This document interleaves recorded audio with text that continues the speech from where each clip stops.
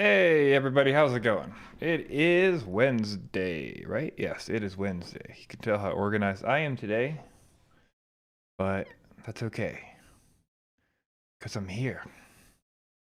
Henry is here too. He's down there, hiding from you. We'll get Henry on the screen. Move the mic in the right place. We'll get it together today, don't worry. All right, I'm sorry I was late. I was flying the Cadex Nebula Pro for the first time and comparing it back to back with the DJI camera. I am really impressed with that Nebula Pro. I don't think I'll ever buy another DJI camera. We'll see how the rest of the testing goes, but boy, it seems pretty awesome. Let's see, who is here today? Got Mr. James Lariat in the house. JT Lariat, how's it going? Dennis Schremmel from Germany, how's it going, Dennis? Six Pack is here. DYQY, L. Leston, Jeremy Hawken. Drone Pilot. RC Addict. Callie's here, loves the new time, awesome. Appreciate it. I think the new time works better for me, that's for sure, if I can remember when it is. That's it's a positive, but hey. CMYK FPV's here. How's it going, man? Brandon's Big Beans is here. Good to see you, Brandon. Guillermo's here. Hey, what's up, Guillermo? Yes is here. Eric Allen, Flying Ram, FPV Trucker. The dog hasn't moved at all. That's very true. I had to get the dog on the screen for you. See. Guillermo says it's not a dog, it's Mother Teresa. He is definitely sweet. He's a sweet boy. Don Lads is here, and he has a question. Hey, bro, I have an FC with a current sensor on it, but the 4-in-1 does not have a wire for it. Can I just run battery voltage to it? That's a confusing question, Mr. Don Lads. I think you're asking two things there.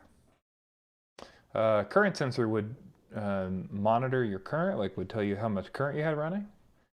But you want to run voltage sensor to something, or battery voltage to it. Your FC likely has a shunt resistor on it that will monitor current. Other than that, your current sensor would be like a pinout on the 4-in-1. You can't just run like a battery voltage to it and have it read current. It has to be like an analog current sense, and that's like a special signal that's sent by the CPU of the ESC. At least that's my understanding. I think that's correct. Either that or it's reading the output of a shunt resistor, which either way is not the same as voltage. Drone Pilot is here. He's doing okay. I am doing great, Mr. Drone Pilot. Let's see. I've been jamming is here. I've been trying to put an RSXR in my Hummingbird F4 Pro and it won't bind now. I bind on a different quad the other day now, though. So nothing you would do with an RSXR should change, like depending on how you have it wired. It should respond the same regardless of wiring as long as it has power. So just make sure it's getting good power. Otherwise, you might try reflashing it just to kind of get back to the basics. That might be a good idea. G-Man, his notifications are off and he's late, but he's not that late because I just got here. So Brandon's Baked Beans, barely flown at all in the past 2 weeks. Just a little toothpick or twilight or whooping after dark. Yeah, I haven't flown much at all. That's kind of why I was so into it, because I just I'm really having a good time. I've been really afraid because I am just nervous sometimes about my flight abilities. But I just said, send it, and I've been just launching out my back window, putting it on the roof of the awning, like above, that's under me, and just sending it right out, ripping above the house, down the street when there's no cars and stuff. It's a good time. I had a lot of fun. I forgot what time it was, so that's what we want, right? I've been flying the PBs, the Ethics PB, what are they called? Ethics E3, and the S3, which I haven't really flown a lot before the last couple days here. Really trying the watermelons out. I like them a lot, man. They are good props. The cold doesn't like them though. They need to break fairly quickly, but just got to stop crashing. E-Doc says, good to hear only Nebula Pros were in stock. Awesome. I wait for the goggles to ship. Eric Allens says, Blunty, I hope you're well today. Awesome. I am doing well, sir. Callie says it's 30 degrees right now in Texas. I'm not a fan. Yeah, it's like 20 or 30 here, maybe like 35, something like that. That's why you rip it from the window. DJI is really nice for that. Analog sometimes can be challenging around my house.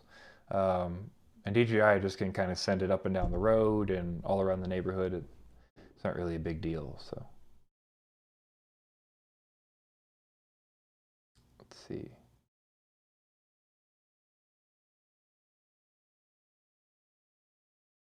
Jeremy Hawkin, first time seeing you on JV's YouTube, and see that you are for the FPV people run it. Yeah. I am for the FPV people, that is correct. Guillermo Nespolo, anyone have tested the new FetTech Micro all-in-one? I've heard good things about it. I have not tested it.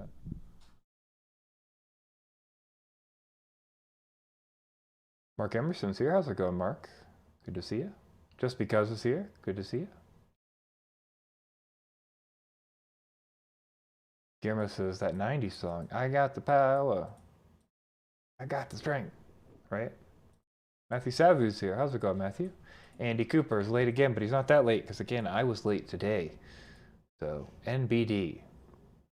E-Doc says the peanut butter jelly. He has the PBJ props. I like them. I do like them. LCV says I've been training in the Microsoft Flight Simulator more than flying FPV lately. Yeah, I definitely end up in the simulator quite often, instead of being like doing real flight, but it's actually pretty addictive to throw a quad out the back window, so it's been charging a lot of batteries. Drone Pilot says, I found a case that takes my new TX16 mass with a TBS Crossfire and attached diamond antenna. Oh, that's awesome. I'm so pleased. It's a tough case, waterproof, and you could stand on it. Sounds like some kind of Pelican case or knockoff with foam, which is pretty awesome. Sounds badass. NH Jim is here from New Hampshire. I think we could have guessed that from the name. Mr. NH Jim, good to see you. Brandon's Big Bean says everything is better when you don't crash. That is very, very true. Edoc says S4s handle the cold better. That's good to know. I was thinking somebody should develop props that handle the cold better, but I don't know if you could like make a prop out of that many different materials that are actually going to handle cold. So I think it's probably like thickness and rigidity or something that actually matters. Brandon's Big Bean says I had a set of 3016s for about 2 minutes before they broke on a tree at sub-zero temps back in the middle of the winter. Everyone was telling me how tough they are. Yeah, props are only so tough until they get past their rating or whatever, and then they start to fall apart. That's for sure. Tiago Ramos is here. How's it going, Tiago? Athix FPV is here. How's it going, Athix? Good to see you. Flame Point Vendetta. Like how you came back and got ready almost immediately. Hey, we got to go on because we missed the time. So that is what it is. Maybe we should pull up some footage of the Nebula Pro so you guys can see my terrible flying and the Nebula Pro's video. Do it. Nebula Pro. Just did this one. Literally just finished this, came in and started the stream, so let's see. We want to watch this in view.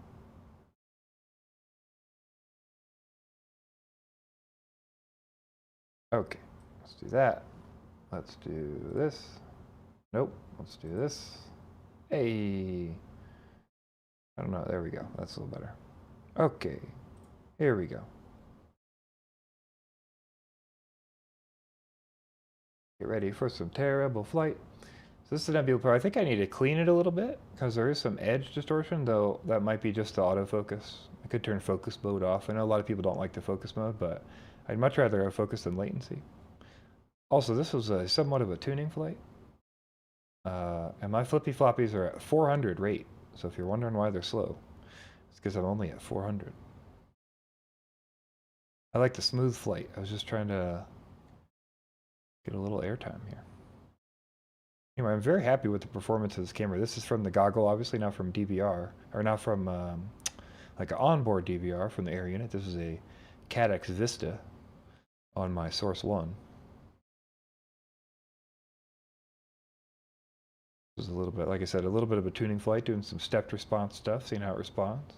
I'm flying 4S battery on 6S motors here as well. These are the like single run kebab motors that he did. They're like a 2306.5, 18,000 kV, I think, something like that. But you can see where I have to fly. I was always kind of nervous about it, but I think as long as I'm kind of keeping it reined in, it's not a big deal. So.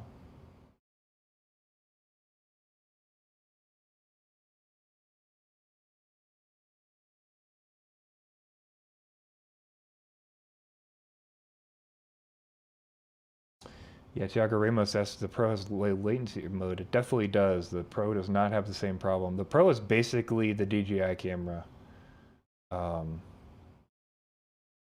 Is basically the DJI camera in a little package like this. Yeah, it's really impressive. So far, anyway. I've just flown it for a day. You know, we've got like 4 flights in on it, but so far, pretty impressive. Again, the blurring you see on the edge is mostly from focus mode. And remember, this is DVR from the goggles, but we'll just get to the end here just so you can see where I'm coming in at. Get a good idea of like where what the reception looks like around the neighborhood from my house here.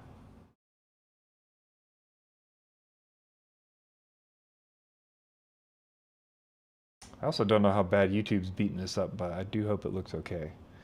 My bitrate is as high as YouTube will let me go pretty much. It yells at me if I go any higher.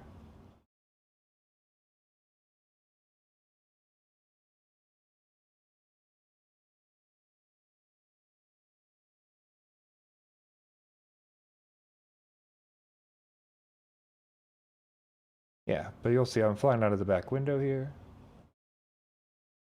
And our reception's pretty good for being in the back window. So, what do you guys think? How does it look?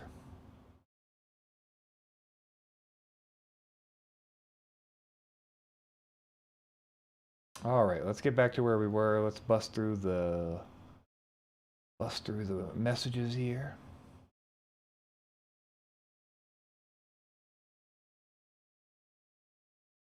FedTech launched the new FC with a decent BEC. Yep. Yeah, we talked about that on the news, Tiago. Pretty cool. Looks like a cool thing for them to do. I think it's 14 volt, 1 amp, or 1.5 amp. No, 14 volt, 1 amp. So it's 14 watts. Andy Cooper's V2 goggles just arrived. Awesome. Good to hear. Drone Pilot says my girlfriend has not learned to obstruct my purchasing of drone gear. Do for FPV says, what's up? I think is what he meant to say. Yeah, there's the sup down at the bottom. Good stuff. John Cuppy's here. Brandon Big Bean says, is this your pad? This is my pad. Unfortunately, we are in town. Not in town, but we're like in a residential neighborhood that is fairly packed. So you got to do what we got to do to fly around. The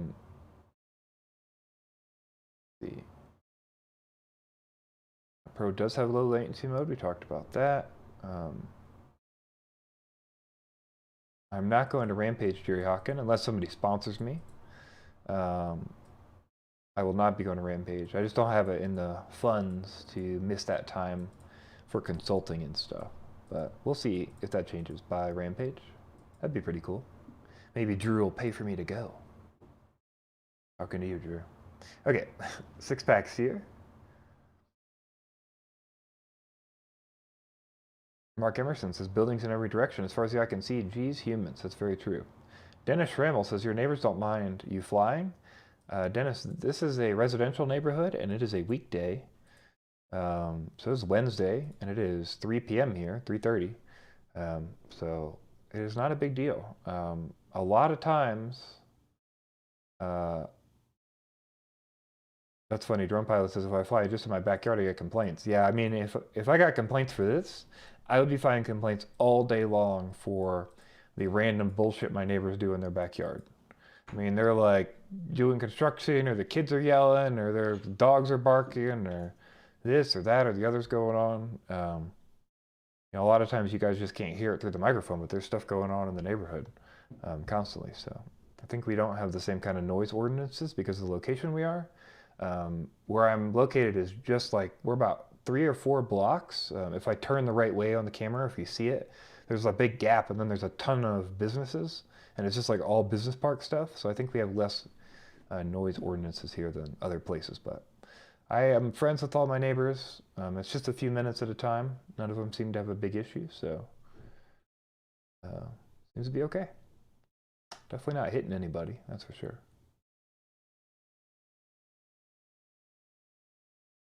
Thiago Ramos says, I saw something interesting but don't know if it's an issue or a feature. License to Drive Video had a truck bite with some blur on the sides. Could be at focus mode.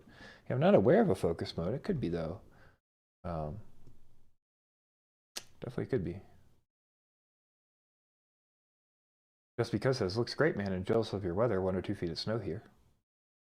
Yeah.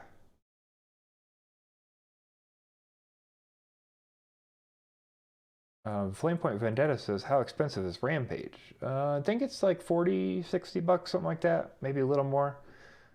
Just to go, and then you've got to pay to camp if you want to camp, or you've got to pay for somewhere to stay, and then you got to pay to get there, and all that kind of jazz. So it all adds up. I've been jamming says, do you think the new DJI drone will be compatible with the V1 goggles? I think they will, but someone I know is telling me it won't. I don't think so. I don't think so because if you look, I don't know. This is something I'll tell you. I don't have like privileged information. Nobody's leaked an NDA, anything on this to me. This is all conjecture. People don't want to tell me everything. So what I'll say is that I think that the new drone does 2.4 and 5.8 from the videos that I've seen, the leaks that have come out, and all the information we've seen. And the old goggles only do 2.4. So if that's the case, that's not very good for the situation we're in here. Because we know that the goggles don't need to see the DJI controller. Currently, the DJI controller links up with the Air unit or the Vista, and that's how it does all the communication. The Vista reports all the controller information to the goggles.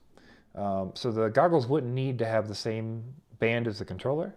So even if the controller is 2.4, there's a reason the goggles are also 2.4.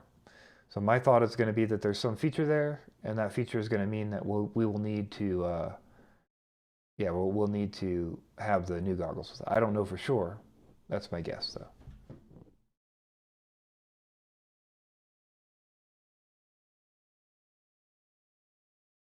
Jeff Hendricks says, I let all my neighbors look at my goggles while I fly. The one downside, I really wish I had a second set of DJI goggles. I wish they weren't like, $550 so that I could show people the DJI, because people love it. That's for sure.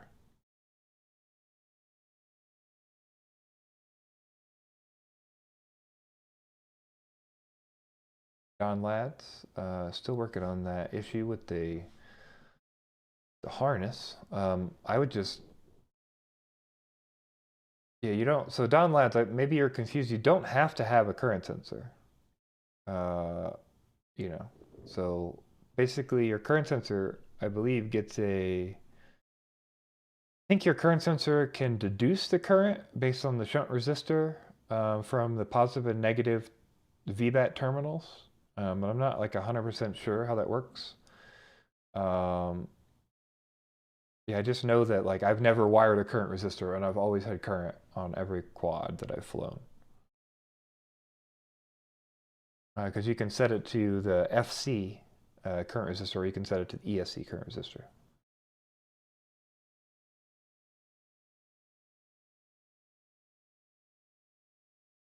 Probably also get current off telemetry. I think if you have telemetry, that will also share current, just not as fast as analog current sense would. I believe that's correct. Let's see.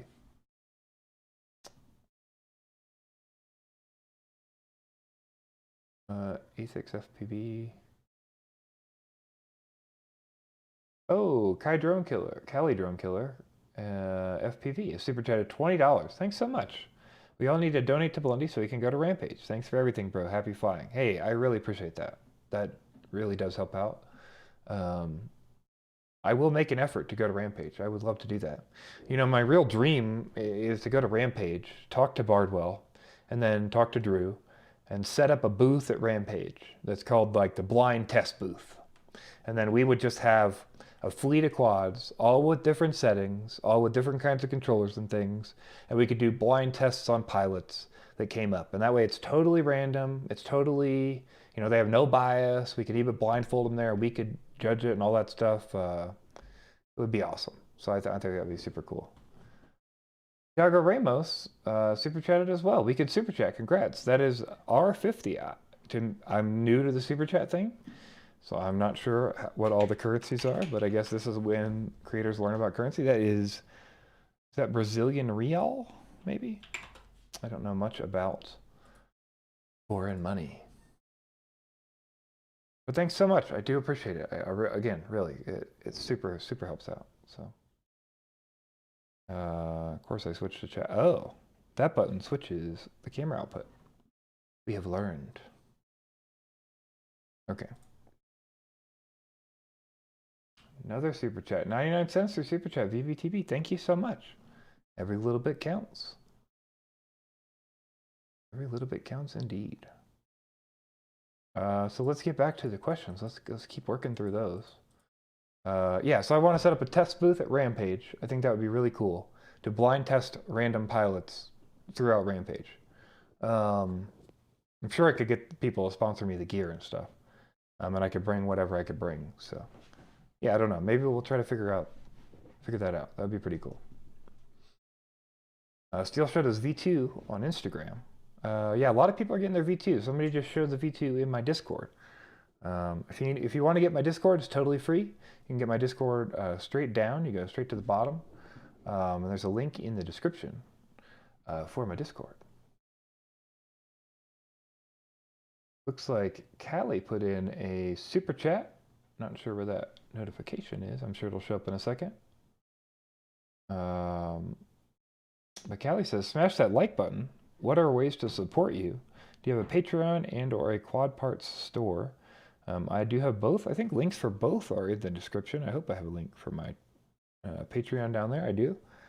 I'll put a link in chat for my store if you'd like to go buy anything there. I do have some tracer kits. I don't know if anybody needs tracer. I actually have, like, you know, parts people need. There's Callie's donation, $4.99 from Callie. Thank you so much, and much appreciated.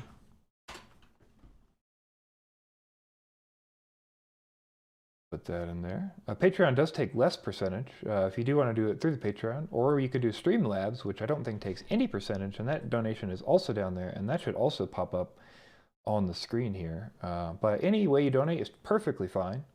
I appreciate all that. Every which way. Henry also appreciates that very much. That's how we get Henry toys and things like that too. So.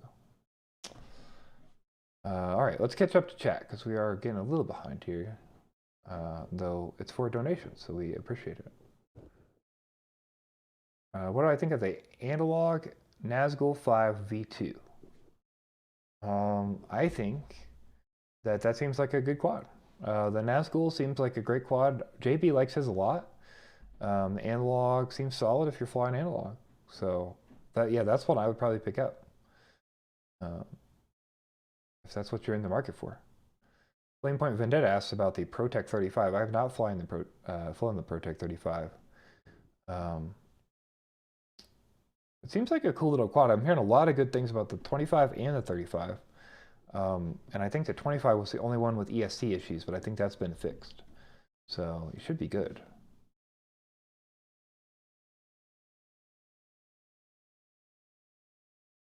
Let's see. Drone On says, so it will forward compatible for any possible changes. Assuming we're talking about the DJI V2 with that, hopefully we're going to get compatibility with the V1 going forward, but it's hard to know. They did an incremental update for brightness changes on the V2, and that did not go to the V1 goggle, which makes sense because it's a V2 goggle issue, but it does indicate that maybe there is some separation of firmware, though they are on the same major firmware version. Damian Matthews says, how's it going, man? He says, hey, Blinty. He corrects it to Blunty later. Dennis Schrammel says, head tracking is my guess for the V2. Interesting, head tracking. I'm not aware of anything like that. I haven't seen any leaks, but that could be something to do for sure. TVTV says, Super Chat is working. It definitely is. Aethix FPV says, I live in South Carolina. Where is it? Rampage is going to be in Barnwell. Double check that I'm correct. Oh, they had the location there. It is at the Government Training Institute in Barnwell, South Carolina.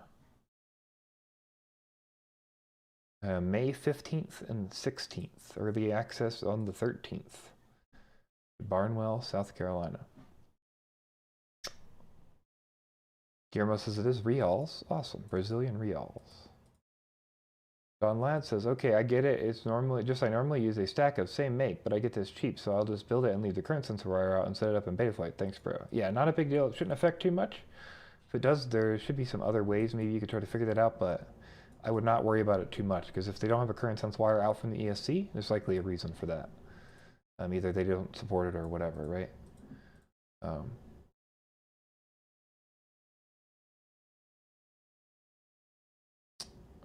Scott Walker says it's in BFE. Bumfucked Egypt, I'm assuming it was what that means. Flamepoint Vendetta is still looking for a Crossfire Micro TX V2. If anybody knows one that's in stock, he would like it. Guillermo wants to know if Tracer works with a QX7 out of the box. It works with the Access QX7 out of the box. An ACCST QX7 will have the same limitations on Crossfire and Tracer, so it's the same exact problem. You have to do that inverter mod to the QX7, or you have to lower the baud rate, which increases the latency, or you run high latency, but you have issues with telemetry. So those are your three options.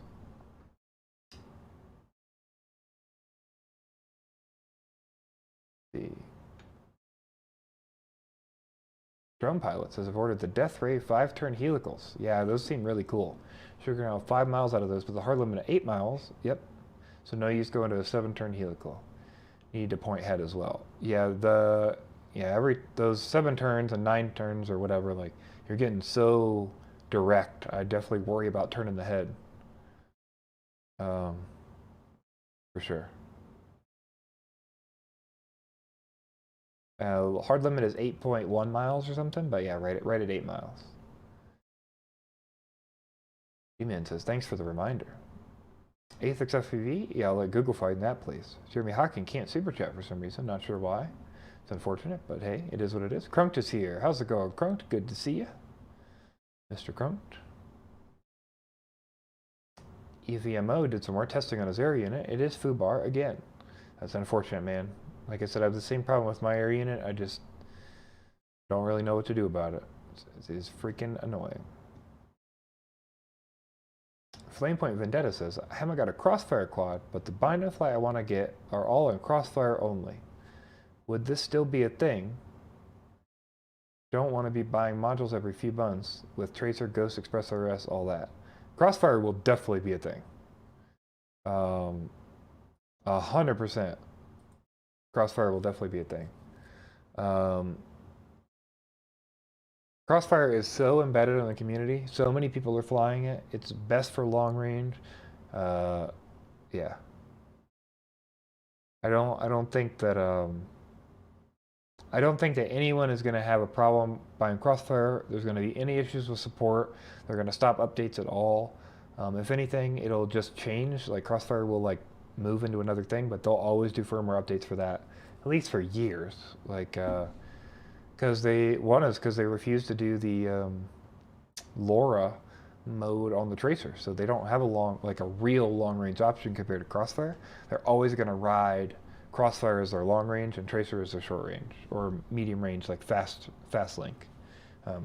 Yeah, definitely not going to hurt anything to have Crossfire at all.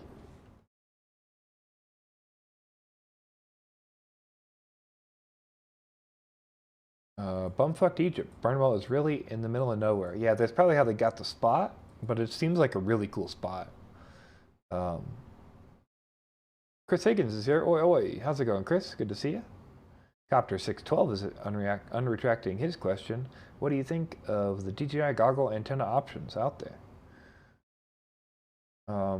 I think that most of them seem pretty solid. The Axie HDs are the Lumineer ones, which are like the plate that goes on the front, seem pretty solid.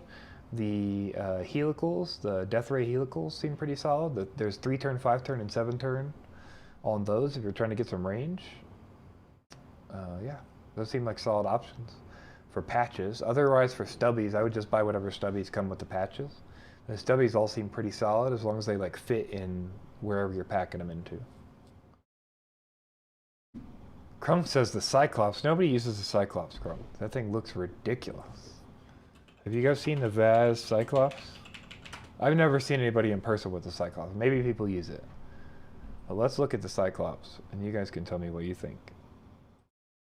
Nope. This one. Yes. This is the Cyclops. That's the goggle behind, you see? Yeah, so that goes on your face. I've literally never seen anyone use it, but I bet it's a good goggle. Good goggle antenna. It just looks crazy. And it's all patch instead of stubbies and patches. Yeah, pretty interesting.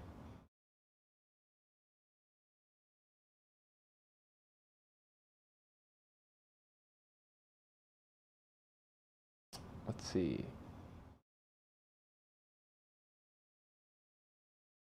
Athix FPV says, I wish my hobby connection would get with the times. I asked if they carry Crossfire. They asked me, what is Crossfire?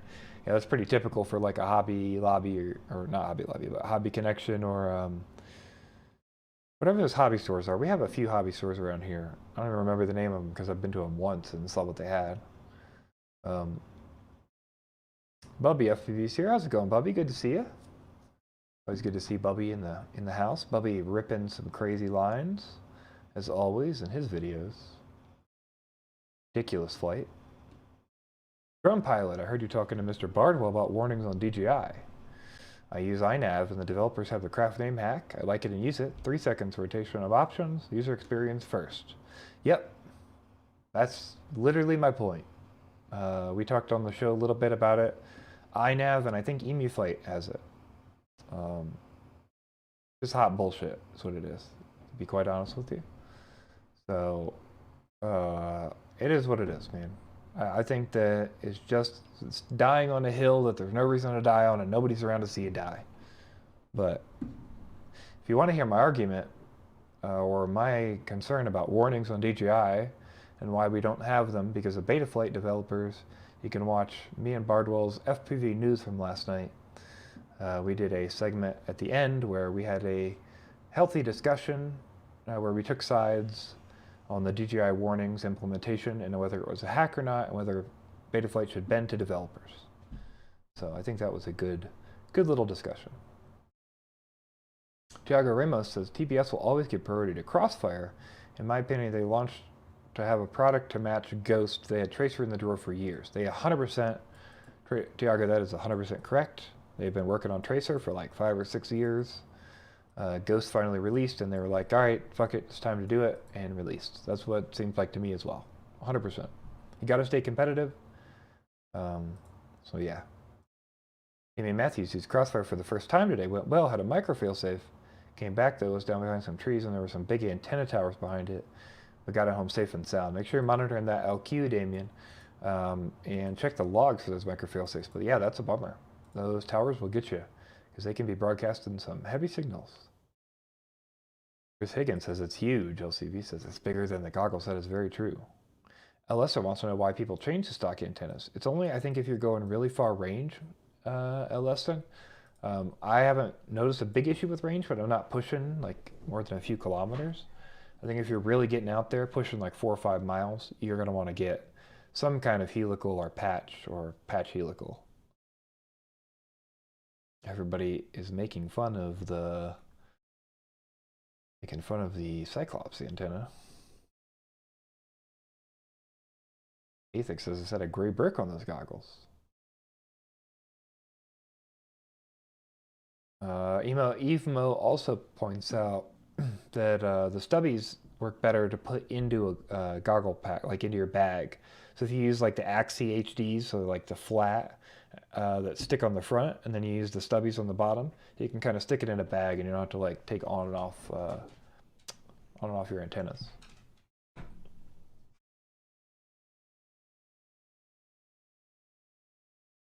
Drone Pilot says, I use the True RC X era of my DJI goggles, both sides. They're great. Yeah, they're definitely good. I saw a range test of the Cyclops in the X era, and the X era outperformed the massive Cyclops. Yeah, True RC knows what they're doing. The X era are excellent antennas. Henry, be good. He wants to tell you about the X eras and how good they are. Henry, we know about the X eras, okay? Thank you. Thank you.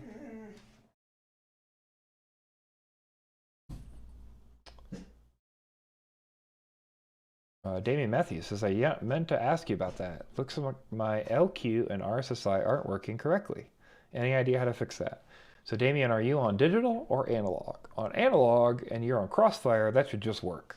So you should just be able to add that to OSD and it should just work. If you're on digital, then you're going to want to go into your Crossfire. This is for anybody who is on digital. You just want to go into your Crossfire receiver on the Crossfire settings. You're going to want to go into the channel map on the receiver. You're going to change your last channel or whichever one you'd like.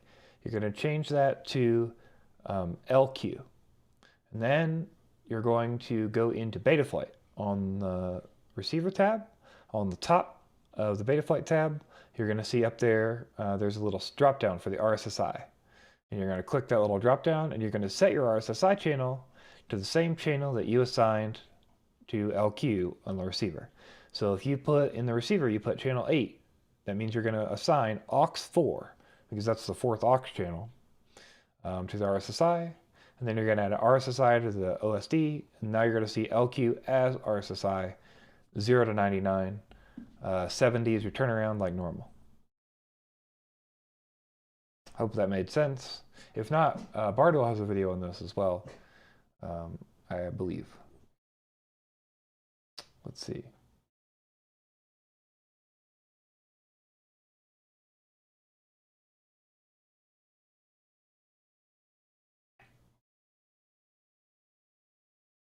EVMO says every few seconds count in some spots. That is very true. Chris Higgins says, been using the 2Xers a while. You definitely get better penetration and bitrate stays high. Very true. As long as you're flying in front of you, that is 100%. All this is 100% true. L. Weston asks if the goggles have to be, or the antennas have to be LHCP. And EVMO points out they must be LHCP unless your quad is RHCP. Just like analog, all you're doing is matching. The default goggles and the default antennas on DJI are all LHCP. Drone pilot says I had a failsafe on Crossfire at 300 meters because the cell tower is swamping my signal with their power. Never again will I fly near a cell tower. Yeah, it's definitely not super safe. You never know what's going to happen. Sometimes it's not a big deal and nothing happens. And sometimes it seems like your signal gets destroyed and you can't fly. Damien will look and try to find Bardwell's video. Good stuff.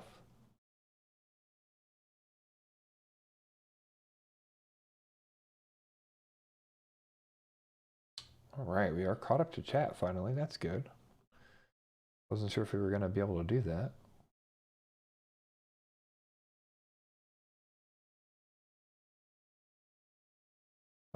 Checking stuff out. All right. Did you guys see TBS released a new AIO today? The Pod Racer AIO. The 30 amp flip mount AIO. Hold on a minute, actually, here.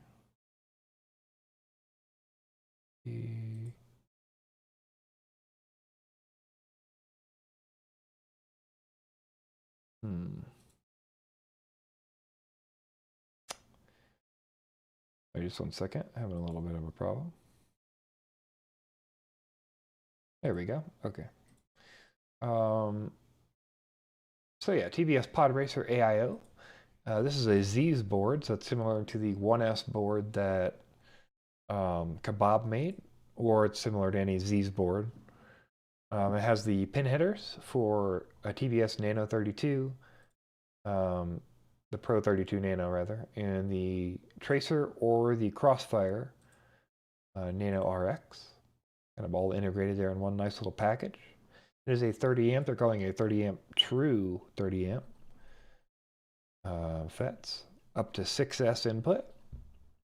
The wiring diagram's not great for this. It's kind of a little confusing, but it seems like you get one UART for Crossfire, and then you get a TX pad for smart audio. If you want to use the full second UART, you do have to soft serial it.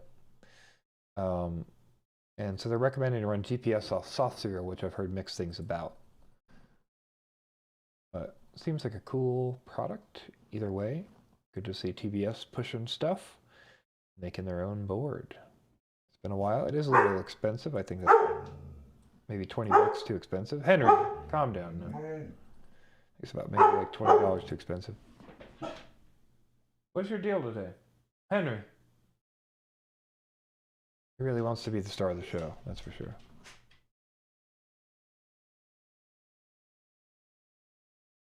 It's always when the cameras turn on. The same thing happens when I get in the call with Bardwell. As soon as I get in the call, Henry is roughing away.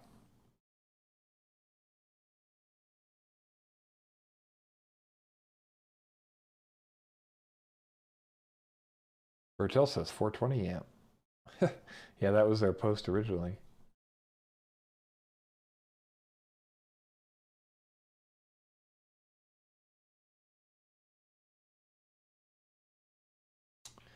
Happy Valley 808 asks, can digital and analog be flown together at the same time? Yes, they definitely can. You just need to know the channel mapping. 507RC, if you check out his channel, he has a really good chart. Let's see, 507RC, it's probably this video, since that's the one that comes up.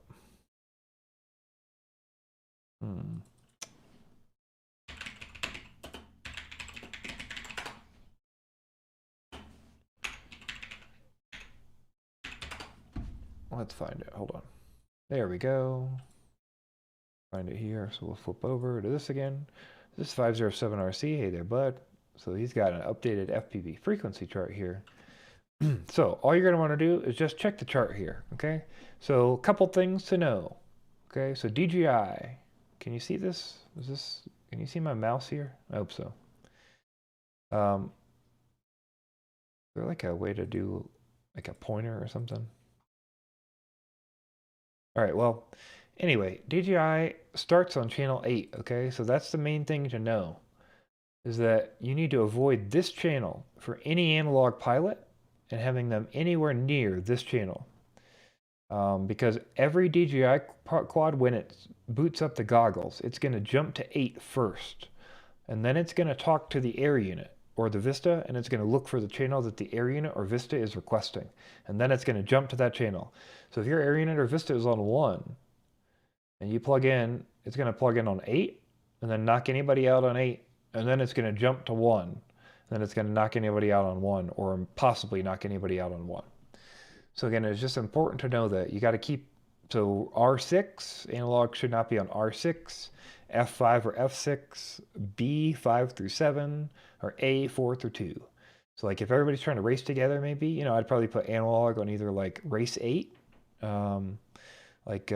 race 8 probably, or like a race 4, race 3, race 2, or you could just put analog all the way at the bottom. So you put analog on like race 1, race 2, race 3, put DJI up near channel 8. So you put DJI on DJI 8, DJI 6, DJI 7, which is race 6, race 7, race 8. Something like that is probably what I would say to work with your analog pilots. Back to screen we go. I will link that video with the thing in the description from 507RC in my chat. Gustavo says this AI looks good. Yes, it does. I agree, it does look good. EVMO says, can you run DJI off soft serial? You can, I've heard, but I've never done it myself. So in theory, the OSD should work off soft serial, but I'm not 100% that it does efficiently work all the time.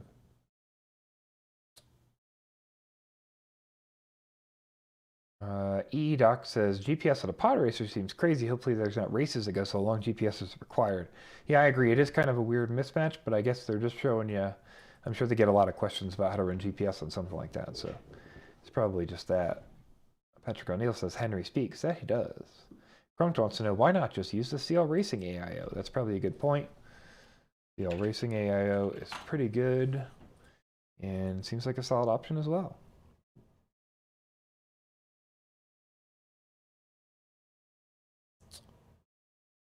Let's see.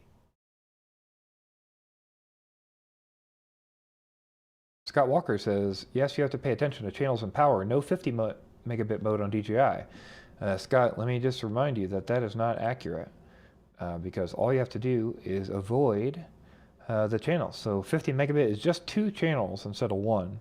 And it doesn't even take up 2 normal channels. So you could see, like, if you look, race 4 is here. DJI 2 on 50 is just a little bit bigger than race 4. It's just expanding into the edge of race 5, and it's not touching race 3. It's just a little closer.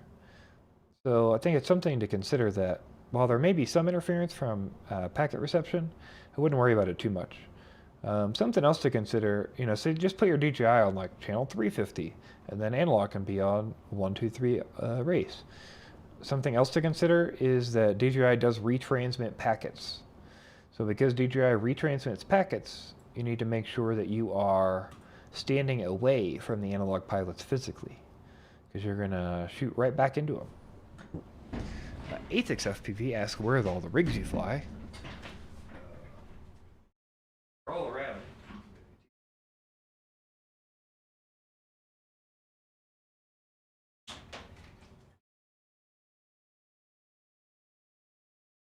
Just because we talked about testing today, I will show you. These are the rigs from today. See S3s and P3s on these quads. Is this in the camera? Yes, it is. Okay, cool. So yeah, Skyliner with the air unit and a DJI camera. Source One with the Vista and the Nebula Pro. So.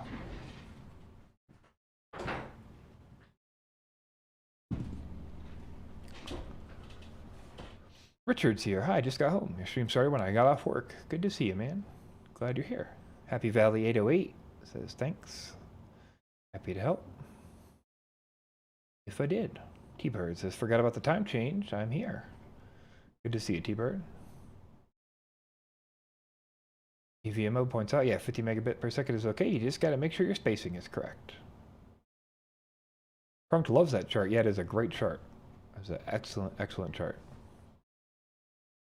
Divin Falcon FPV says, damn it, just got home. Yeah, a lot of Wi-Fi towers near me are blasting 5.8.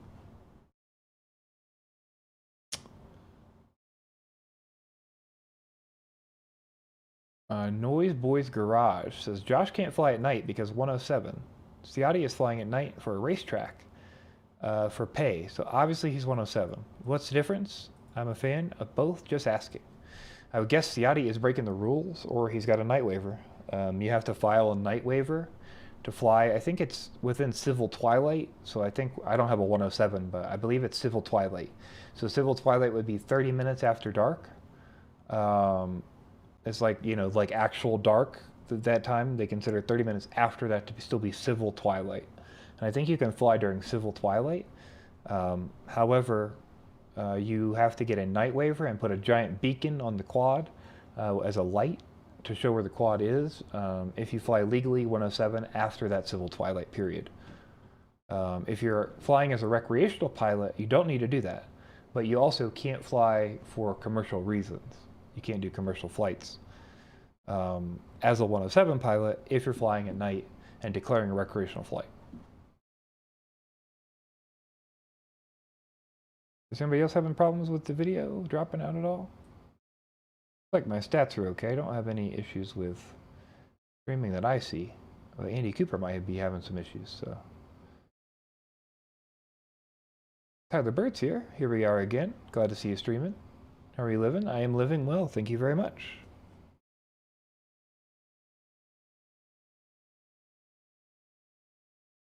EVMO says, cool, I have a wing I want to upgrade, but all it's available is SS.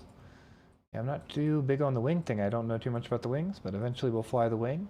That'll probably be a meme on this channel. When will Blunty fly the wing? Gustavo Remor says, soft serial is too slow for RC commands. Yep, absolutely. I just wonder about OSD or GPS. I think GPS depends on the baud rate, and OSD is hit or miss. So Richard is always on B3. Well, Richard, you are on DJI 4 or HD, or sorry, 50 meg 2. So, just so you know.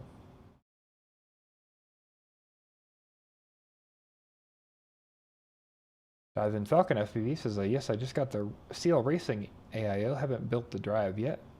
Haven't built the drone yet, I'm assuming. Still waiting for DJI to record OSD. Yeah, good luck with that. Scott Walker says the 8 Sharkbite channels align with the Racebite channels. Yeah, they're just like the Sharkbite channels, Scott.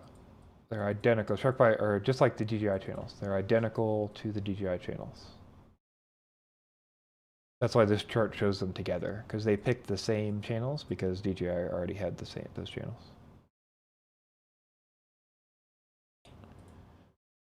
Crunked, yeah, the source one was the one I was tuning.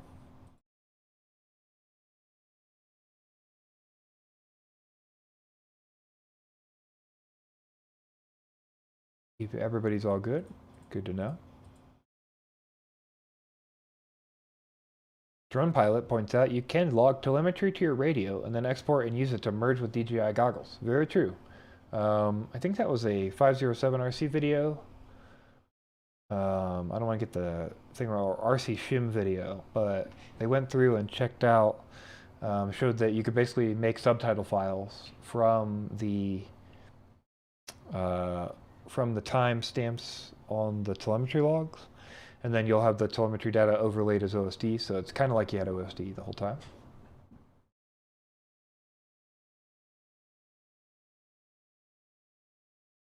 I've been jamming, went to his first whoop race this weekend and placed at 5th. That's awesome.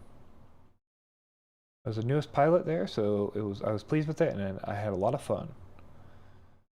Aaron Lewis says, "Hey Bunty, hope you got to make it to Rampage. You're a great person for the community. Bardwell should get you there. That'd be cool, but we'll see what happens." Bardwell is definitely helping out already. So, Crunk says, "Is it better the Source One?" It is better. I just haven't. I flew it like once, but I feel like I need to go up on rates. Flying where I am now. Like when I'm flying at the park, I can do those smooth 400 rates, and like there's stuff to do. But flying outside it in my house, like the video I showed, is just, it's hard. Because there's not stuff to do, so I feel like I would rather have faster flippy floppies, because that kind of gives me stuff to do while I'm in the air.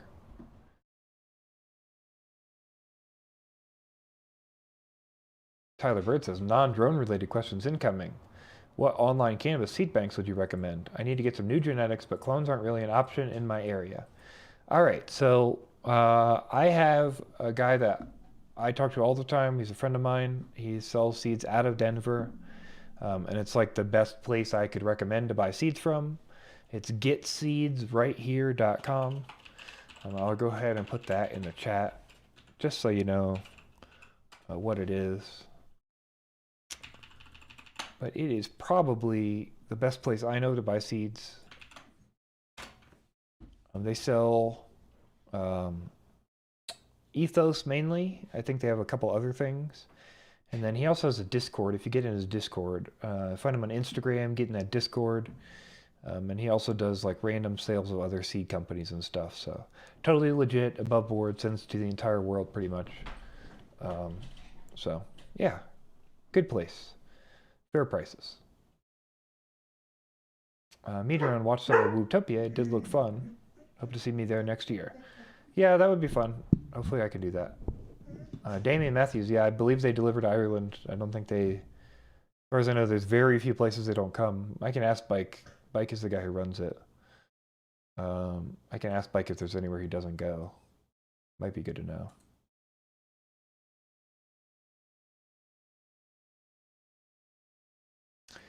Fireball points out, this is interesting, I just remembered that I have a Discord, a live stream hangout for the patrons, because I always forget about it. But Fireball points out the reason I think the DJI drone offers the head tracking is because it looks like the camera is on a gimbal. And this would be something completely new to FPV. So implying FPV would have better orientation, at least for beginners. Pros need a static angle. So the only thing that I would say about that Fireball is that that is only a one-axis camera. That has been shown fairly extensively. The new DJI drone is only a one axis. So I don't think that you'll have head tracking because head tracking would need to move like a multi-axis gimbal. But that's an interesting idea. Maybe look up and down. Maybe it just tracks the look up and down part.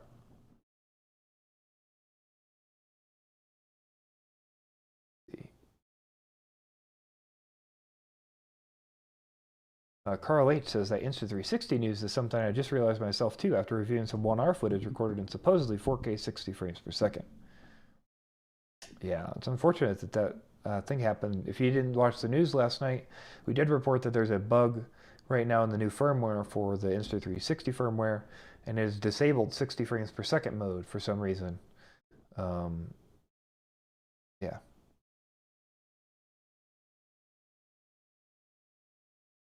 Tyler Bird appreciates the insight. Let me just ask Bike where he goes here. so we know.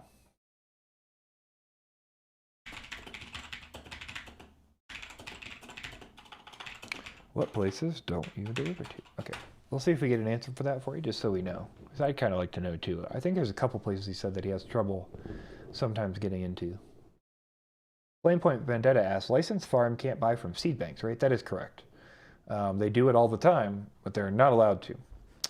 Because so what you have to understand, Flamepoint, is that, okay, so imagine this, is that I have a bunch of plants in my building. I have like 50 strains, okay? All my 50 strains are growing. Well, some of those are going to have seeds randomly. They're either going to hermaphrodite, or there's going to be some, like another hermaphroditing plant that pushes out a pollen pod. That pollen will burst open before somebody catches it, and then it'll go all over everything and get seeds or whatever. So eventually you're going to have some viable seeds out of that grow. Okay, the state can't tell you not to grow them, okay, because you grew them yourself. You made them. They're in your facility. They're all in license. So what you do is you report the mother plant, and if there was a father plant, you could report that, but I think Metric only makes you report a mother plant right now. Metric is the state tracking system for Colorado and a few other states. So basically what you do is you say, hey, this is the mom I came from, and you pull it from that mom, and you make a new plant out of that seed. So all you have to do to bring seeds in from outside is you just pretend like it came off this plant, but you brought it in from outside and you popped it. It's the same shit. It doesn't matter. And then you can make up the name of the strain because you know what it came from. So if it came from sour diesel and lemon Skittles, you can call it sour lemon, or you could call it pillow fluff, right? It doesn't matter what you call it. There's no law about naming, and there's no legal genetic testing. So because all these things are true, there's no verification for a strain.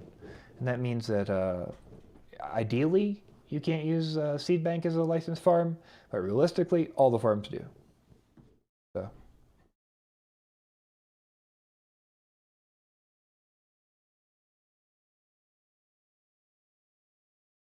Ram Jam, so speaking of cannabis, where are all the landrace strains at?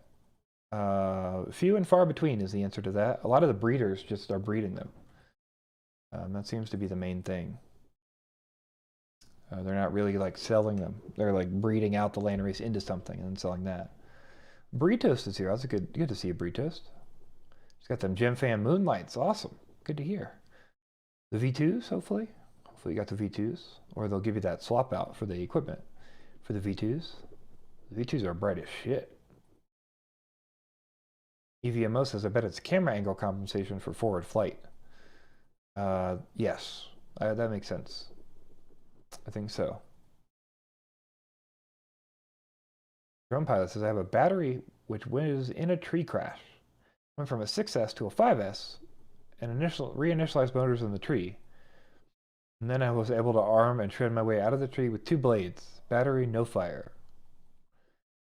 Hey, any day the battery doesn't catch on fire and you do something like that is a good day.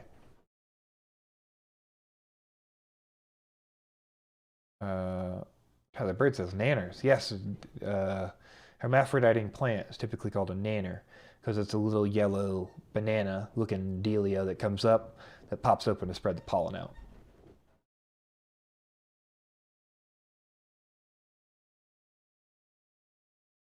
Flamepoint Vendetta says, I know, right? All the farms are cracking their heads at it right now in California. Yep. Tiago Ramos says, using random seeds without stabilized genetics is not a good idea. Well, see, the difference is, Tiago, that's actually sort of true, but not really. It depends on what you're looking for. Because if nobody's breeding what you're trying to breed, you don't have a facility to pop thousands of plants because you don't have the money or the resources, the time, or the whatever, right? Then what you can do is pop 100 random seeds, grow them in a bank, maybe like do 3 of each, clone them or something, right? You keep them all as moms, and then you grow them all out and you do testing and you see how they come out. And then you just keep moms of all the ones that you want to keep, which is normally like 2 of those, right? You keep the moms and then you just clone only that strain. So from then on, you're just clone onlying that strain. It doesn't matter how genetically variant it is because you've already got the genetic variant you picked. You've got the phenotype selected by the clone. So.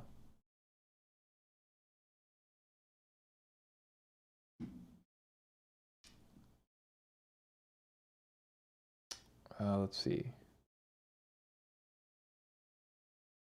Burritos does have the V2s, all 4 colors. Awesome. Amy Matthews, one of my mates, has done his own strains from top breeders' plants. Yeah, it's very common to make your own strains. Very common. Yeah,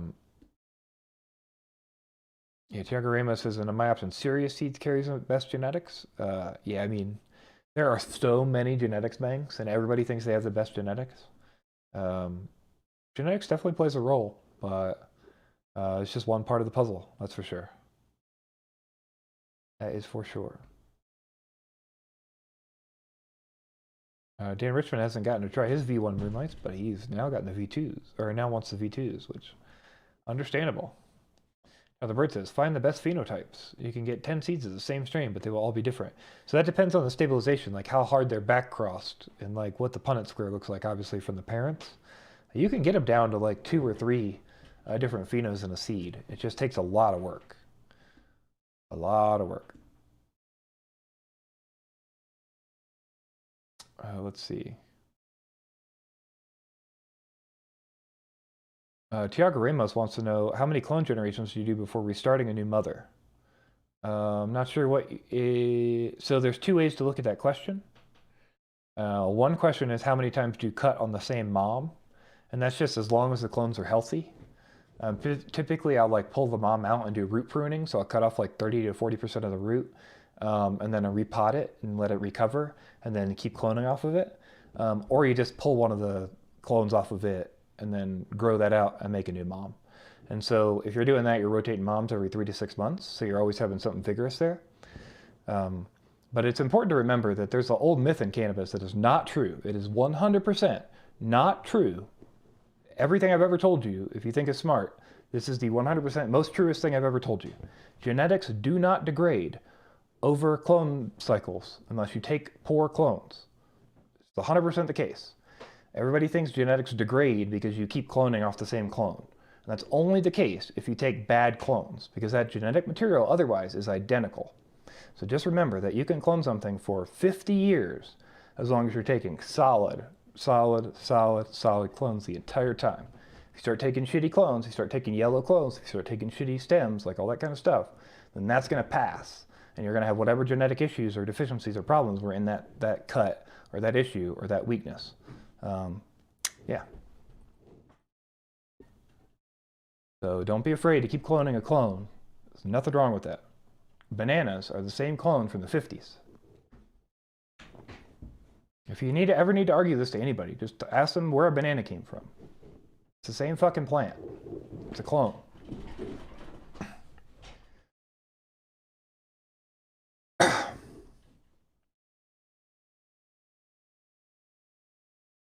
Sorry, I do get a little heated about stuff with cannabis sometimes because I've been in cannabis for so long. So you hear a lot of myths and you have to fight them because you're a consultant and you're arguing with like clients, and the clients feel so strongly that they're right, but you like can't do your job because they think they're right and they don't listen to you, but they want you to do your job. That's why they pay you. It's very counterintuitive sometimes. Let's see. All right, let me catch up with the chat here. Carl H says, besides the obvious battery versus cold weather issue, would you think below 0 Fahrenheit weather could affect the other electronics? I think maybe cold motors contracting in size. I think the motors would probably stay hot enough. I don't know what metal contraction rates are. I think you'd have to talk to an engineer, but I don't think a magnet changes that much. Here, let's look. Does a magnet, what are our magnets made of? Titanium? Does a Japanese metal, right? No, that's the bearing. What am I doing? FPV quad magnet. It's like N52. N52 magnet. What are they made out of? Made out of straight neodymium. Neodymium. Shrinkage. Cold.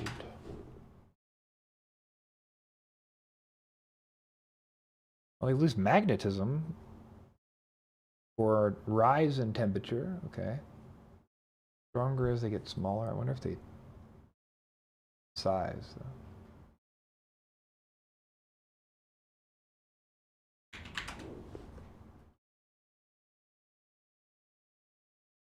All right, well, that's not an easy thing to find. What you would want to do is find if neodymium changes with cold, but I don't necessarily see that. Maybe the motor wires will shrink a little bit, but I don't know. I don't think so. That's my answer to that. Probably digging into that more than I should. I don't think so, though. Good question. Lars FPV says the best genetics are the ones I'm smoking right now. Very true. Drone Pilot says, I enjoyed making clones of a great plant, rooting hormone, and then made dabs from it and oil lectins. Such a good strain. Disclaimer, yes, was living in a country where it was legal to do so. Brendan D says, have you tried 2004 motors? I have not. What are your thoughts for 4-inch compared to the 1404 motors? I've heard some people mention they could be used for 7-inch. I don't know what to make of these 2004. The way I've been thinking about it recently is just that, like, I don't know, it seems like if you get them bigger, right, you're getting more dissipation of heat, and you're just spending weight to do that. And that's going to make it more efficient because it's easier to push a circle if you get the circle bigger. It's easier to get around and push the circle around because your what is it called? Point of momentum? Moment of inertia. I don't know. I'm not a physicist. The place where you push from, because the magnet is farther out from the center, it's easier for it to push. So I think the general idea is just that it's less heat and it's easier because it's a bigger motor to get it around. And so it's just more efficient. On a 4-inch though, 4-inch to me seems like 16 to 18 seems like a good size, but 20 seems probably fine too. And 2004 doesn't seem crazy. Andy Cooper, thanks for the clone info. Tiago Ramos says, that's the myth I've been fighting, decaying genetics. Cool to know. Yeah, you see a lot of decaying genetics because people take shitty clones. People take terrible clones and they go, oh, it's so bad. EVMO says, my head spins whenever I look into serious growing cannabis. I grew some random seeds over the summer. It worked out great, but that was all dumb luck. Outdoors is certainly easy. Easier than indoors, that's for sure. So don't, you're trying to beat Mother Nature when you take it inside. Don't forget that. Ram Jam says, tips for cold weather pilots. Strap a Hot Shots hand warmer to your lipo and putting it on your quad. It's not a bad idea. Not a bad idea. Andy Cooper says, about to create an ATF clone army. Ethix says, do you fly the Tango 2? I do not. I don't like the little, like, game-style controllers. I like the larger ones, so I fly things like the DJI controller, which is what I was flying today for all the demo and practice stuff. Or QX7. Ooh. I don't know where my TX16S or T16 is, but I've also got a TX6 or T16 somewhere. So, Damian Matthews is laughing. Let's see. Al Leston says, can you grow cannabis for selling in Colorado? No, you cannot sell it to someone, and you cannot sell it to a dispensary. You could trade it, and they can't stop you from trading it. So it's a lot of bartering or trading from people, but realistically, can you sell it to your buddy? No, it's not legal. Is it okay? Probably. Yes, probably, because you can't, it's not illegal to have it. So it's very hard to prove the sale. Like, don't sell it on Craigslist is what I would say, right? Is like that sort of thing. And you can't sell it to a dispensary. Bastian Sonnerman says, is there anything known about the release of the V2 goggle in EU? As far as I know, no. I haven't heard anything about that. It's unfortunate. If I do, I'll let you guys know. It'll be on the news. But I haven't heard anything about that at all. It's unfortunate for the EU folks. Tiago Ramos says the tomato industry uses clones, not seeds, because it takes less time to make fruits. Yeah, and you also know what you're going to get. So there's no genetic variability. You don't have to have a stabilized seed.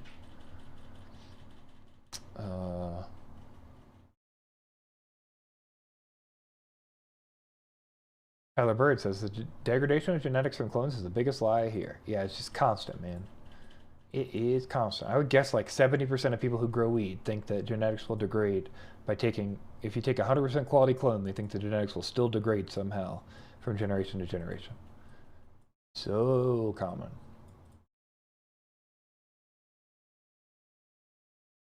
So common. Strapelli's here. How's it going, Strapelli? Good to see you. Ton at Haberkin. So it sounds like my job, where the client hires me for my creative input and then starts to tell me what things should look like. Yeah, I know. It's like, why did you hire me, dude? Damian Matthews says, lads, everyone help a brother out and hit that like button. Hit that like button. Or don't. You can also hit the dislike button. I think YouTube doesn't seem to care what you hit. I mean, obviously, I'd like you to hit the like button, but if you feel like the need to hit the dislike button, certainly okay. No, I'm not here to force you to do anything. Carl H says, has anyone flown in like negative 10 degree F? I'm supposed to this weekend with highs of -9. Yeah, just make sure everything stays warm. That's the main thing. Like I would warm things up between flights. The other thing to worry about when you're that cold is condensation. So like if you're taking your DJI or even your analog goggles, but really your DJI goggles is kind of a better example of this. Like so you're taking them out and then in and then out and then in. Well, if that air in those goggles, like the inside of the goggles has air, if the air inside of that goggles is humid, and then you take it outside in the cold, all that humid air is going to condensate inside of that goggle. So there's something to consider, for sure. It's the case for other goggles, I'm sure, but DJI just has so much room in there, and it's got the metal front or whatever. I just think that's a specific case, for sure. Drone Pilot says, my daughter worked in a dispensary in Canada. She learned so much and added knowledge to mine, and yes, cloning could go on forever. Genetics Day. It's not like photocopy a copy. Yes, exactly. It doesn't like degrade like photocopying a copy. This is the beauty of RNA, right? Brendan D says, Blunty, did you ever smoke a honey blunt for that slow burn? Yes, I definitely have smoked a lot of crazy blunts in my time, including a slow burn. Carl H says, I have had issues with random dropping from air in 10 degree Fahrenheit, but maybe moisture and condensation. Yeah, not a bad idea to conformal coat when you're getting cold like that.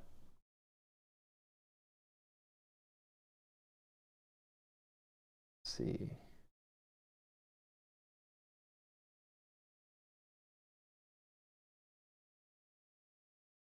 Got some 2004 fans in the chat here. Bertel's building a 2004 4-inch. Also says it's 5-inch lightweight with 2004 seems interesting. Diving Falcon FPV building a 2004 5-inch, thinking that 2203.5 T-motor and 6-inch or 2004 T-mount 6-inch after the 53-minute flight video. Yeah, that was a very cool video. I think you kind of need to make cut a frame for that quad. Not sure the applications for different frames on that. Drone Pilot has a 2004 1950 kV Brother Hobby on a Catalyst Machine Works 5-inch. He's hovered to decide and just stopped because I got tired after 30 minutes. Jeez. No camera VTX, so it was light. 4S 3000 milliamp hour. That's probably a little bit heavy, but that's crazy. Tiago Ramos, another myth I find funny when people say they have an MK Ultra clone. Yeah, I would just say that like none of the names seem to mean anything anymore. Most of the breeders have crossed everything across everything. Most of the things seem to be a lie. Yeah, it's really hard to know. Plain Point Vendetta asks, Cali weed or Colorado weed? I don't know, but I know we have some of the best weed because that's how weed works. You just grow it well, and it's good weed. So my vote would be Colorado weed because that's what I grow. But as long as it's grown well, I think any weed is probably good weed.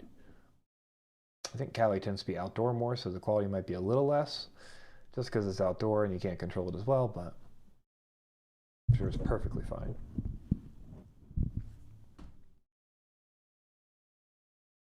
Eighth FPV says the first radio he used was the Futaba Conquest Attack 4. Radios have come a long way.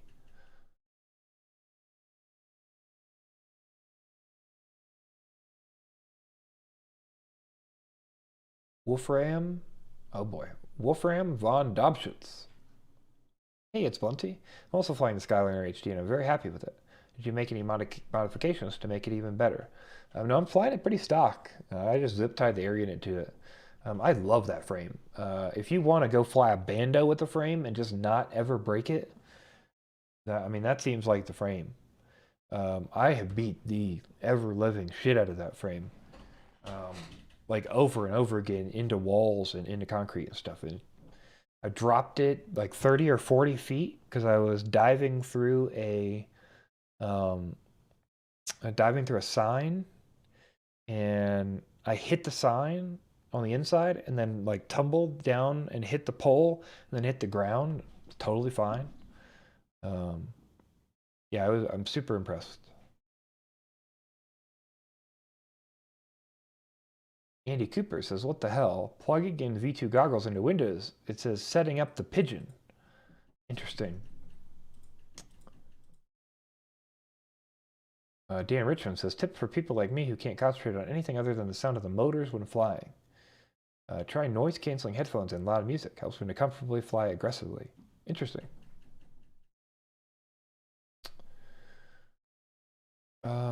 Crazy Sam says, "Any recommendations on AIO for a 3-inch Apex?" I think CL Racing AIO is pretty solid. Something like that in that world.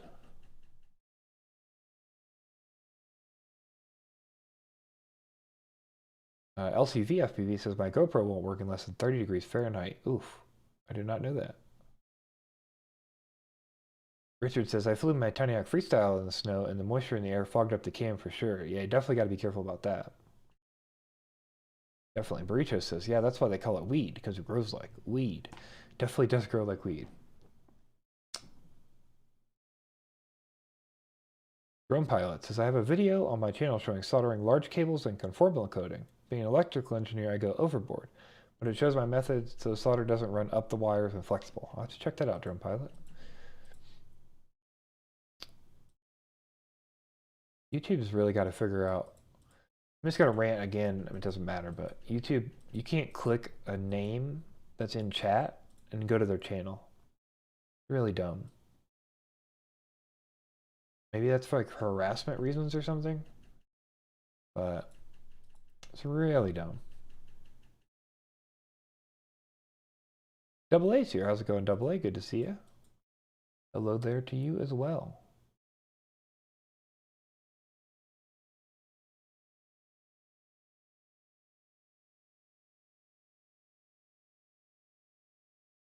All right. Finally caught up with chat. That's good.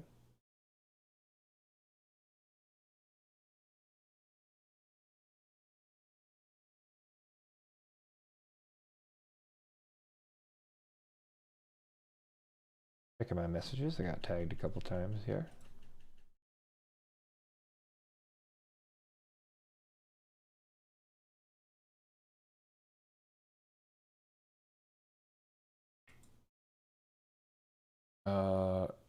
Ton Haberkin says, "Amsterdam here. I would vote British Columbia weed." LCVFPV says, "Scared me the first time I passed up through fog when the lens fogged up with moisture." Yeah, definitely got to be careful about that. Caliber says, "You're crushing the chat tonight. Can't stop, won't stop." Yeah, I'm trying to keep through it, man. You guys talk a lot, which is a good thing, not a problem. But you sure do talk a lot. Ha!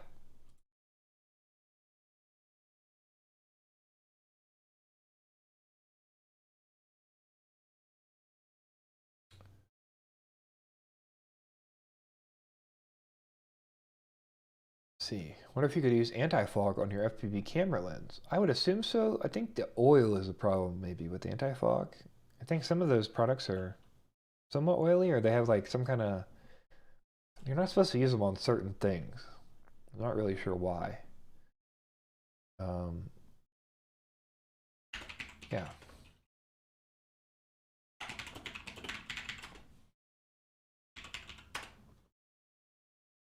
Not really sure why.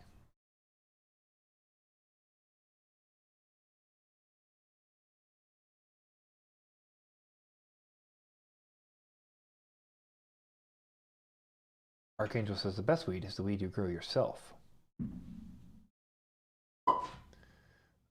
E-Doc says, so long as it's not legal BC weed. That's so dry.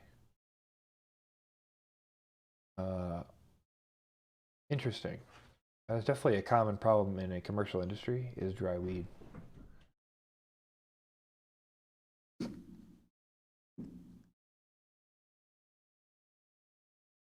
Zeno Arowitz says, February 14th, big immersion RC announcement. Love story.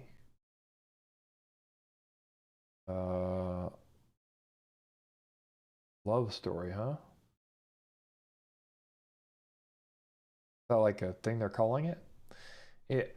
So to me, I don't know anything about what you're talking about, but to me, the word love story or the phrase love story makes me think that you're talking about um, like bonding two things together.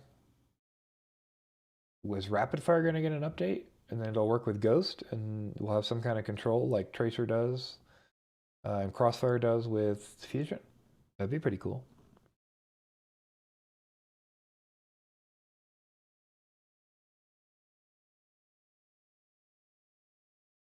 C. Young says hi to Henry. Henry, C. Young says hi. Okay.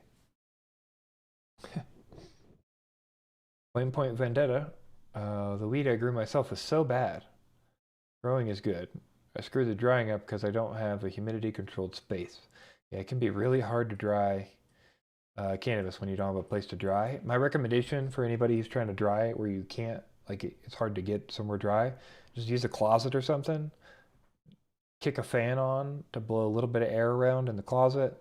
You can even like add like wet paper towels and shit, but it's not going to last that long because you need a lot of water. But one thing that you can do is leave all the fan leaves on. And then dry with the fan leaves on. So you're kind of trapping that moisture in a little bit, and then hopefully you can slow that cure down. And as soon as you're getting a snap where you're not getting a heavy string, like when you snap the branches, you're going to pull them away, and you might see a string there when it's wet. You're going to look for that string not to be there, or the string to basically disappear right as you pull it, so you get a little string and then it breaks. That's what the goal is. Drying and curing is the most crucial. It might turn into mold pit versus super frosty stuff. Yeah, mold can be easy to get, but I think you really have to fuck some stuff up ahead of time to get mold like later. Yeah. Just make sure you like don't get bud rot. So make sure like as you're growing, you don't have like water soaking the bud. And like keeping it super wet or anything.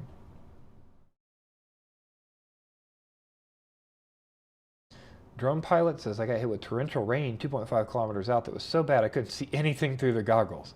I hit RTH and it came home because of conformal coating. Now that is an epic flight. That is a fucking epic flight. You literally could not see out of the camera because the rain was so bad and it flew home. That is badass, sir. I love that story. Bertel says against moisture is only a servo, and a DIY lens wiper from a servo arm and a piece of sponge works. Used on my fixed wings for flying through clouds. That's a good idea.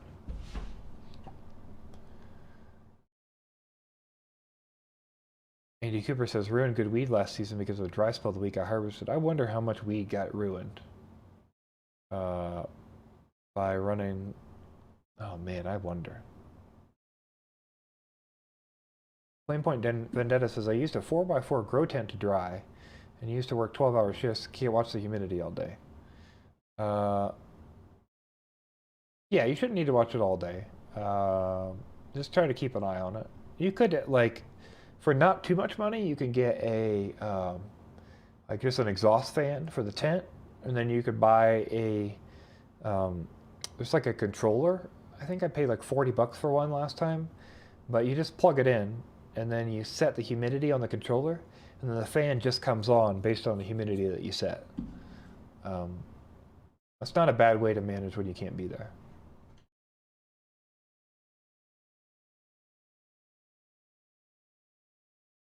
Tiago Ramos points out there are cigar 50% humidity control packs you can use. Yeah, the Bavita packs or the other humidity control packs are not bad. A couple problems I have with them are that they breathe, but they like seem to breathe like pure water. So they seem to make things around them very wet and things not around them like less wet, and then it can be hard to balance if you don't have good airflow. Also, they don't provide a lot of water, so you have to recharge them, or you have to have active water in the area. The best thing would be if you can use, like, actually have a cigar humidor. So like an actual humidor that could have exchange and could control things works pretty well. The thing is, a cigar humidor is meant for something that's dry-ish to keep it from getting wet. But if you put something super wet in there, you might overcharge the humidor, and that can be a problem.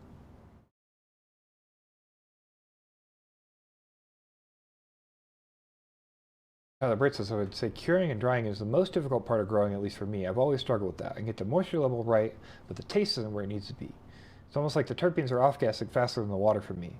My guess is that you're not getting the terpenes out. You've locked the terpenes in by either flash drying, so if you dry too fast, you'll essentially, what is lock the terpenes in by, I think you just kind of overpower it by chlorophyll or whatever. I'm not really sure what's happening there. Like, I can't nail you in with that, but that's what my guess is what's happening there. But the main thing that seems to be happening is just that, like, if you continue to cure, if you continue to let the plant cure out, you'll start to see those terpenes pronounce as the plant dries, like, at the right speed, and the chlorophyll, the terpenes and flavonoids from the chlorophyll seem to either not escape because the cell wall never cracks, or escape and then totally off gas and are gone. Something like that.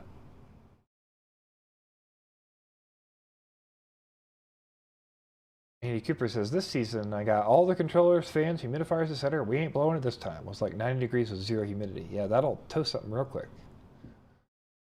Sean RC and FPV says, Blunty, what do you do for a living? I do this for a living, so Bardwell is generous enough to provide me with some kind of pay for what I do for him. I do some different behind-the-scenes activities, and we do the FPV news. And then I also am a cannabis consultant as my day job. So I consult for a local cannabis company, and sometimes other ones, but mainly just one that I used to work at for a long time. And now I do random consulting there instead. The Bird says, it is such a balancing act. It definitely is. It's a constant balancing act. Have you guys seen Cryo Cure? That's a new-ish curing system. Cryo Cure. Seems interesting. I'm not sold on it yet because I don't know enough about it. Like, I haven't actually smoked the product.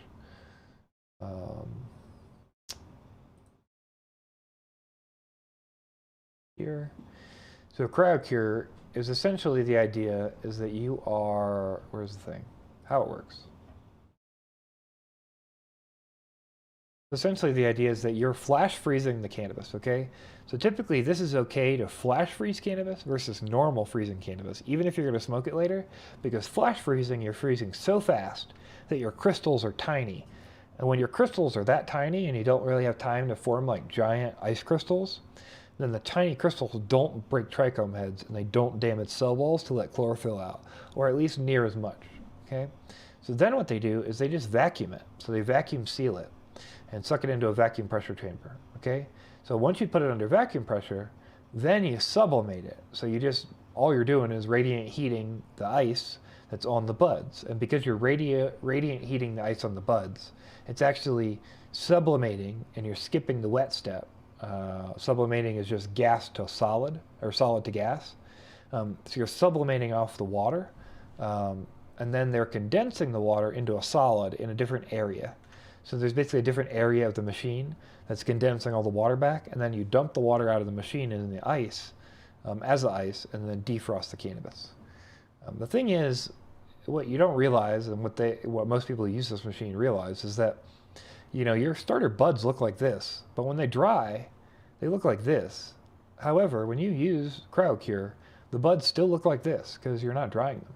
So something to consider is that that dry step isn't really happening. So they're kind of big and fluffy. As far as like what's happening, it's probably preserving a shit ton of oil that would otherwise be off-gassed. But what else is happening? It's hard to know. So, something to know.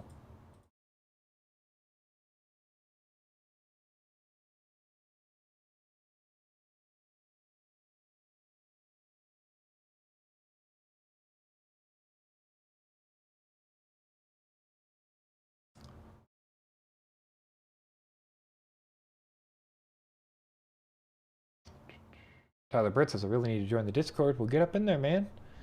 Just a single click away. Easy peasy.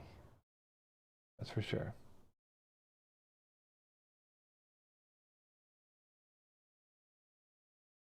Let's see.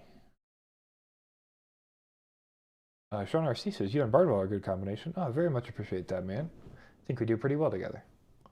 Nice stream today. I'm also going to go rip some packs. Oh, we got a donation on the super chat from Andy Cooper. Guys, give it Blunty $5 if you can. He's worth it. This is his job. Thanks for all the info on all subjects, dude. Of course, I'm always happy to help you. If you have money, give it to me. If you don't. Not a big deal at all. Not a big deal. But I do appreciate it. Zeno Airwitz says February 14th, love story, what you're guessing. I did talk about this just a bit, you might have missed it, but I think it's just the fact that it's possible that Rapid Fire and Ghost will work together and there'll be some kind of VTX control or something like that. Through the Rapid Fire, through, they have a lot of different components. They have VTXs, they have VRXs, so the Rapid Fire, they have RXs now with Ghost, so you kind of merge that whole world like Tracer does, or like Crossfire does with TBS. Like TBS does, Jesus, with Crossfire and Tracer. Dead Laszlo says, have you heard of anyone in the US gotten V2 goggles already? Yes, I have. Got a picture of them earlier today. John RC says, here in Cannabis, Canada is legal, and you can go to a local store and pick it up. Yep, definitely can here in Colorado too, which is super nice. I think Zeno is behind on the stream. DJI goggles are already big and ugly. Cyclops doesn't make it really any worse. I think it probably does.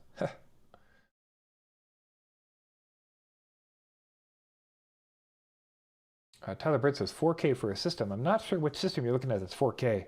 The one I saw was heavy six figures for like a reasonable amount of cannabis. But I guess probably for a person, like the personal version, it's only 4K. Very interesting. Yeah, Archangel, it's totally meant to be smoked as buds, because otherwise you just flash freeze without removing the water. Like, there's no reason you're really worried about the water when you're making a wax or something. It doesn't seem to make a big deal. And then if you're making like a water hash to make a live rosin or something, then you definitely don't care, because you're putting it right into water. So I don't care about the ice at all. Ice kind of helps me in that case, because all the trichomes fall off. You don't really want to thaw it.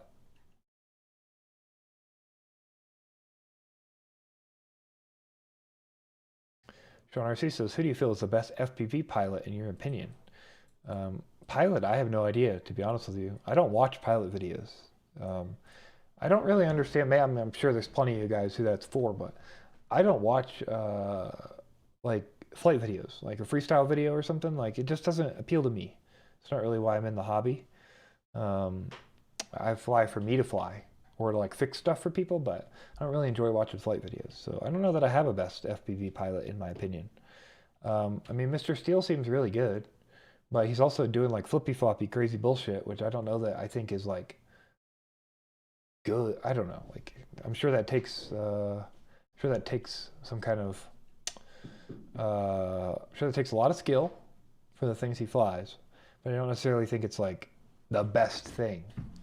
I don't know what the best thing is. Nurk is really good too, and his cinematic shots are amazing. Diving Falcon FPV says Ghost Red will operate on 433. Yeah, I've heard rumors of Ghost Red before, a little bit anyway. Outlaw FPV says, oh my god, Weed Talk, my new favorite channel. Yeah, we do various different things here, but because I'm a cannabis consultant and my name is It's Blunty, then we do a decent amount of Weed Talk on the channel, so.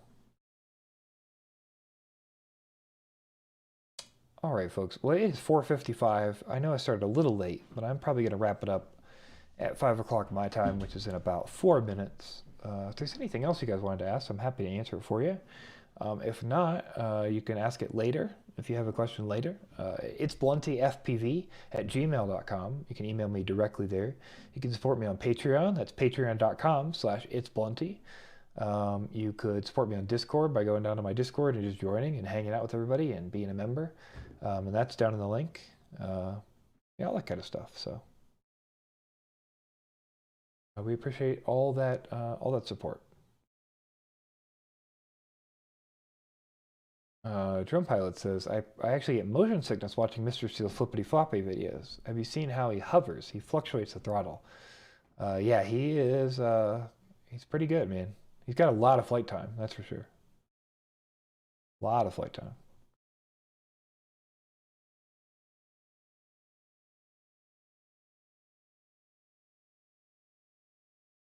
That's an interesting perspective. Archangel says, IMO Steel is a bit like Hendrix, super talented technically, but not for everyone. That's an interesting comparison. I've never considered that. Zeno Airwell, when you get down to this area of the video, if you're not here yet, you say, my guess is Immersion RC and Orca product or partnership. I mean, yeah, we know that Orca has a ghost capability in it already, so I'm not sure that would be a surprise, but yeah, it could definitely be that. Damien Matthews says, thanks for your time. Gonna catch up next time. Gonna try to fix my RSSI and LQ. Take care. Good to see you. This for 66 says, thanks for the info on Catchup, Nebula Pro, and DJI Chat. Can't wait to fly the Gecko tomorrow, I'm assuming is what you meant there. Skunk Master was late on. Just came back from Munchies. Munchies run. Good stuff. Let me, I'm going to end the stream here. We'll just pull up a current video. Literally off the USB drive, so hopefully it runs okay. Pick the longest one. I don't even remember what it looks like as a flight.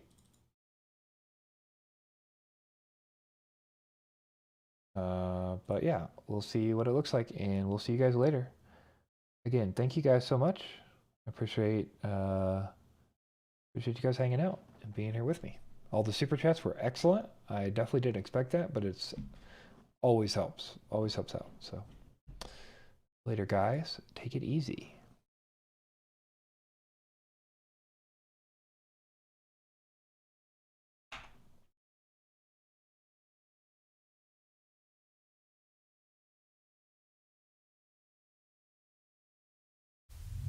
Live it up, live